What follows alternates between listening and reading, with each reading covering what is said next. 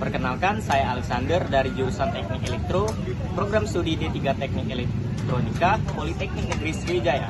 Kali ini saya akan memaparkan mengenai mata kuliah K3 dan SNI. Ketahui apa itu dan kenapa bisa terjadi kebakaran. Jadi api itu butuh tiga utama yang disebut segitiga api, yaitu yang pertama ada bahan bakar, yang kedua ada panas ataupun suhu yang tinggi, dan yang terakhir itu ada oksigen ataupun udara. Kalau salah satu dari tiga ini kita hilangkan, maka apinya akan padam. Jadi kebakaran itu terjadi saat ketiga elemen ini bertemu secara tidak terkendali. Kita bahas tentang APAR, ya, alias alat pemadam kebakaran api ringan. Tapi sebelumnya kita perlu tahu bahwa dulu jenis-jenis kebakaran. Nah, jenis-jenis kebakaran ini ada 4, yaitu yang pertama ada tipe A ataupun kelas A, itu kebakaran yang terjadi karena bahan padat non-logam seperti kayu, kertas, dan kain.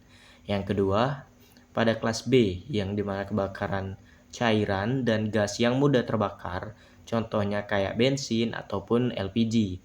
Yang ketiga itu kelas C, peralatan listrik yang masih menyala, dan yang terakhir itu kelas D, logam kayak magnesium ataupun titanium. Nah, jenis-jenis APAR ini dibedakan sesuai dengan jenis kebutuhannya. Adapun jenis-jenis APAR yaitu yang pertama ada APAR air ataupun water. Yang APAR jenis ini cocok untuk kebakaran tipe 1 ataupun kelas A. Karena APAR jenis ini sifatnya mendinginkan dan gampang ditemukan. Lalu yang kedua itu ada powder. Nah, upper powder ini ada 3 jenis lagi. Yang pertama yaitu tipe reguler, bulat buat kelas B dan C, kebakaran kelas B dan C yang multipurpose, buat kebakaran kelas A, B, dan C. Dan yang terakhir itu dry powder, ini dibuat kebakaran kelas D. Nah, selanjutnya itu ada upper jenis CO2 ataupun karbon dioksida. Upper jenis ini cocok untuk buat kebakaran listrik ataupun cairan yang mudah terbakar. Karena upper jenis ini tidak meninggalkan bekas dan tidak menyentrum. Nah, selanjutnya ada upper jenis foam atau busa.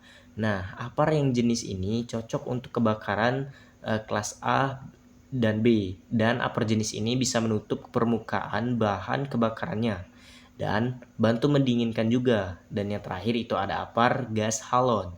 Nah, upper yang jenis ini dulu sangat populer dan sangat efektif. Tapi sekarang penggunaannya udah dibatasin karena upper jenis ini bisa merusak lapisan ozon di bumi kita. Selain dari upper, ada juga sistem pemadam otomatis seperti water sprinkler. Nah, sistem water sprinkler ini biasanya dipasang di plafon-plafon gedung dan akan otomatis aktif kalau suhu ruangan tersebut naik secara drastis. Nah, fungsi dari water sprinkler ini membuat nyiram area sekitar sebelum apinya semakin membesar, jadi bisa memperlambat penyebaran sampai bantuan pemadam datang. Next, adapun cara menggunakan APAR yaitu kita ingin aja pas atau P-nya itu untuk full ataupun tarik pin pengaman, A itu aim ataupun arahkan nozzle ke sumber api, S untuk squeezy ataupun tekan tuas untuk menyemprot, dan S itu untuk sweep. Nah, satu nozzle dari kanan ke kiri. Dan penempatan APAR juga harus ideal, seperti mudah dilihat dan diambil, tempel di dinding 15 atau 20 cm dari lantai, sesuai jenis potensi kebakaran. Dan terakhir itu tidak boleh disimpan di suhu yang ekstrim. Nah, oke guys, itu dia penjelasan kita tentang fair and safety and fighting. Semoga bermanfaat. See you and next time. Bye bye.